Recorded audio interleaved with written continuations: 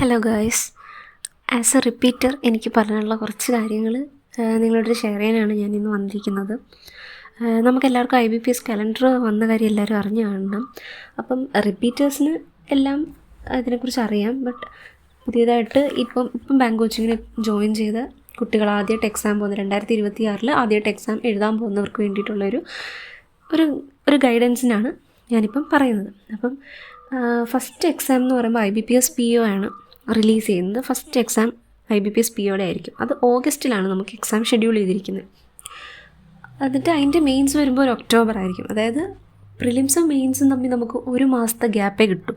അപ്പോൾ ഓഗസ്റ്റ് വരെ നമ്മൾ വിചാരിക്കും പ്രിലിംസ് പഠിക്കാമല്ലോ, ഓഗസ്റ്റ് വരെ ടൈം ഉണ്ടല്ലോ, പ്രിലിംസ് പഠിക്കാമെന്ന് വിചാരിക്കും. പക്ഷെ അങ്ങനല്ല, നമ്മൾ പ്രിലിംസിൻ്റെ ബേസൊക്കെ സെറ്റ് ചെയ്ത് ഒരുവിധം പ്രിലിംസ് നല്ലോണം മനസ്സിലാക്കി കഴിഞ്ഞാൽ പിന്നെ നമുക്ക് മെയിൻസ് പ്രിപ്പറേഷൻ തുടങ്ങണം. എന്നാൽ മാത്രമേ നമുക്ക് ഒക്ടോബറിലെ മെയിൻസിന് ഒരുവിധം നല്ല മാർക്ക് സ്കോർ ചെയ്ത് കട്ട് ഓഫ് ക്ലിയർ ചെയ്യാൻ പറ്റത്തുള്ളൂ. അപ്പം ഓഗസ്റ്റ് ഒക്ടോബർ ആയിരിക്കും IBPS POയുടെ. അതുപോലെ ക്ലർക്ക് വരുമ്പം ഈ മെയിൻസ് 4 ഒക്ടോബർ ആണെങ്കിൽ ക്ലർക്കിൻ്റെ പ്രിലിംസ് 10-11 ഒക്ടോബറിലായിരിക്കും വരുന്നത്. അപ്പോൾ ഇവർ തമ്മിൽ ഗ്യാപ്പ് ഉണ്ടോ എന്ന് വെച്ചാൽ കുറച്ച് ദിവസത്തെ ഗ്യാപ്പേ ഉള്ളൂ. ഇപ്പോൾ മെയിൻസും പ്രിലിംസും വരുന്നത്. അപ്പം മെയിൻസ് കഴിഞ്ഞ ഉടനെ നമ്മൾ പ്രിലിംസിന് വേണ്ടിയിട്ട് പ്രാക്ടീസ് തുടങ്ങണം. അപ്പോൾ ആ സമയത്ത് നമുക്ക് പ്രാക്ടീസിനേ സമയം കാണത്തുള്ളൂ. കാരണം ഫുൾ പ്രിപ്പറേഷൻ നമ്മൾ നേരത്തെ സെറ്റാക്കി വെച്ചിട്ട് നമുക്ക് പ്രാക്ടീസ് എന്നുള്ള നിലയിൽ മോക്കൊക്കെ ചെയ്യാനുള്ള ടൈമാണ് പിന്നെ അങ്ങോട്ട് കിട്ടുന്നത്.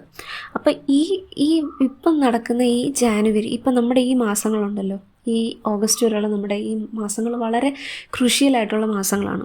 അപ്പോൾ ഈ മാസത്തിൽ നമ്മൾ ബേസ് സെറ്റാകണം. QA എന്തൊക്കെയാണ് എക്സാമിനുള്ളതെന്ന് പറഞ്ഞാൽ QA ഉണ്ട്, റീസണിങ്, ഇംഗ്ലീഷ്, പിന്നെ ഇത്രയാണ് പ്രിലിംസിനുള്ള. അപ്പോൾ ഈ പ്രിലിംസിനുള്ള ഈ സബ്ജക്റ്റുകളുടെ ബേസ് നമ്മൾ സെറ്റാക്കിയാൽ മാത്രമേ നമുക്ക് മോക്ക് ചെയ്ത് തുടങ്ങാൻ പറ്റത്തുള്ളൂ. അപ്പം ഫസ്റ്റ് നമ്മൾ ബേസ് എങ്ങനെയൊക്കെ ക്ലിയർ ആയിട്ട് സെറ്റ് ചെയ്യാം, അതിന് സെക്ഷണൽ ടെസ്റ്റ് എടുക്കാം, ടോപ്പിക് വൈസ് ടെസ്റ്റുകൾ ചെയ്യാം. അപ്പം നമുക്ക് ഒരുപാട് മോക്ക് ടെസ്റ്റ് പ്ലാറ്റ്ഫോം അവൈലബിൾ ആണിപ്പം.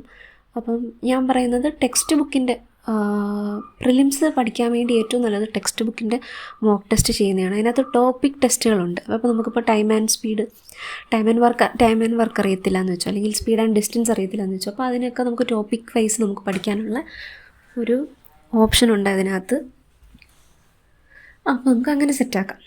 അപ്പം അത് കഴിഞ്ഞിട്ട് ഇംഗ്ലീഷ് വരുമ്പം നമുക്ക് ഗ്രാമർ റൂൾസൊക്കെ അറിയണം. അപ്പം യൂട്യൂബിൽ കുറേ ചാനൽസ് അവൈലബിൾ ആണ് ഇംഗ്ലീഷൊക്കെ പഠിക്കാനായിട്ട്.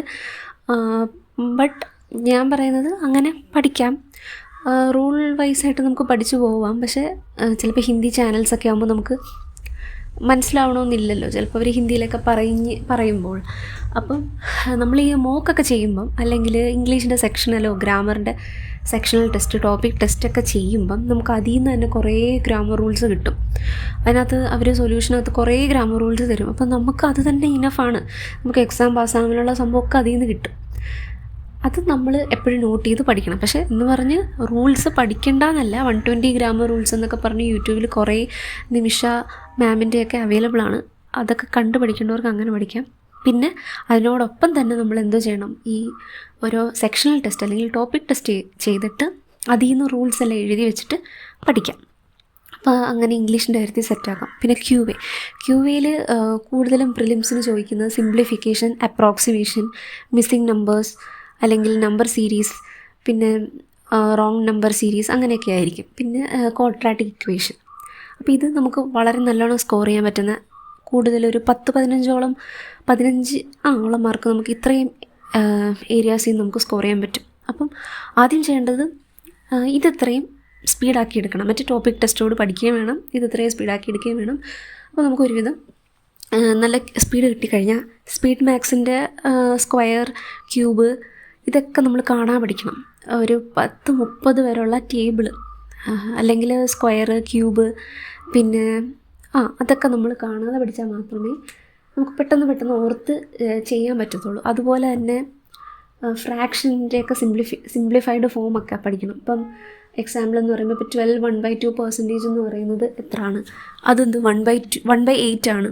എങ്ങനെയുള്ള കാര്യങ്ങളൊക്കെ നമ്മൾ വേണം കാണാൻ പഠിക്കണം. അതുപോലെ 12.5% ആണ് 1/8, 37.5% 3/8, അങ്ങനെയുള്ള കാര്യങ്ങളൊക്കെ നമ്മൾ കാണാതെ പഠിച്ച് വെച്ചിരുന്നാൽ നമുക്ക് പെട്ടെന്ന് ക്വസ്റ്റ്യൻസ് കാണുമ്പോൾ നമുക്ക് ചെയ്യാൻ പറ്റും. അപ്പോൾ ഇങ്ങനെ നമ്മൾ പ്രിലിംസ് ഇതിനോടൊപ്പം തന്നെ സെറ്റാക്കി പോവുകയും പിന്നെ അതിനോടൊപ്പം തന്നെ ഈ പ്രിലിംസിന് പഠിക്കുന്ന സമയത്ത് തന്നെ ഡെയിലി GA നോട്ട്സ് പ്രിപ്പയർ ചെയ്യുക, ന്യൂസ് പേപ്പർ വായിക്കുക, അങ്ങനെ ഡെയിലി എല്ലാം എഴുതി പോയാൽ നമുക്ക് ആ സമയമാകുമ്പം നമുക്കൊരു 6 മാസം കഴിയുമ്പം നമുക്ക് എക്സാമിന് ഭയങ്കര യൂസ്ഫുൾ ആയിരിക്കും. നമുക്കൊന്ന് ജസ്റ്റ് റിവൈസ് ചെയ്യേണ്ട ആവശ്യം വരത്തുള്ളൂ. അപ്പോൾ ഇപ്പോഴേ നമ്മളതൊക്കെ പ്രിപ്പയർ ചെയ്ത് നോട്ട്സ് എഴുതി പോകുന്നതാണ് ഏറ്റവും നല്ലത്.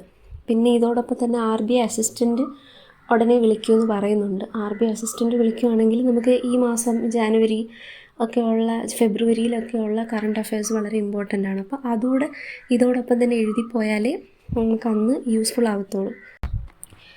അതോടൊപ്പം തന്നെ നമുക്ക് RRB വിളിക്കും, റീജിയണൽ റൂറൽ ബാങ്കുകളിലേക്ക് PO പോസ്റ്റിൽ. അത് നവംബറിലാണ് വിളിക്കുന്നത്, അതിൻ്റെ പ്രിലിംസ്. അപ്പം അതിൻ്റെ പ്രിലിംസിന് നമുക്ക് എന്തൊക്കെയാണെന്ന് വെച്ചാൽ റീസണിങ് മാത്സേ ഉള്ളൂ, QA ഉള്ളൂ, പക്ഷേ ഇംഗ്ലീഷില്ല. അപ്പോൾ പ്രിലിംസ് എഴുതാൻ നമുക്ക് ഇംഗ്ലീഷിൻ്റെ ആവശ്യമില്ല, പക്ഷേ കൂടുതൽ മാർക്ക് റീസണിങ്ങിനും QAയ്ക്ക് നമ്മൾ സ്കോർ ചെയ്യണം. 40 ക്വസ്റ്റ്യൻസ് വീതമായിരിക്കും. അപ്പം കട്ട് ഓഫും POയ്ക്ക് ആകുമ്പം ഒരുവിധം ഹൈ ആവാനാണ് സാധ്യത. എന്ന് വെച്ചാൽ 53 റേഞ്ചിലൊക്കെ വരും. അപ്പോൾ അങ്ങനെ വരുമ്പോൾ നമ്മൾ അതിന് വേണ്ടി സെറ്റ് ചെയ്യണം. പിന്നെ അതിൻ്റെ മെയിൻസ് വരുമ്പോഴാണ് എക്സ്ട്രാ ഒരു സബ്ജക്റ്റ് ആഡ് ഓൺ ആവുന്നത്, കമ്പ്യൂട്ടർ. അപ്പം അതിനാണ് കമ്പ്യൂട്ടർ വരുന്നത്. അപ്പോൾ GA കോമൺ ആയിട്ടുണ്ട്, അപ്പോൾ അതിന് ഇംഗ്ലീഷുണ്ട്. മെയിൻസ് വരുമ്പം എന്തൊക്കെയാണ് QA, ഇംഗ്ലീഷ്, റീസണിങ്, പിന്നെ അതോടൊപ്പം തന്നെ കമ്പ്യൂട്ടറും കറണ്ട് അഫയേഴ്സും ആയിരിക്കും ഉണ്ടാവുന്നത്. IBPS RRB POയും RRB ക്ലർക്കും. അപ്പോൾ ഇതിത്രയാണ് നമ്മുടെ എക്സാംസ് എന്ന് പറയുന്നത്. പിന്നെ ഇത് കൂടാതെ LBOs വിളിക്കും, ഒരുപാട് ഇൻഷുറൻസ് വിളിക്കും, ഇൻഷുറൻസ് കമ്പനിയിൽ നിന്ന് വിളിക്കും.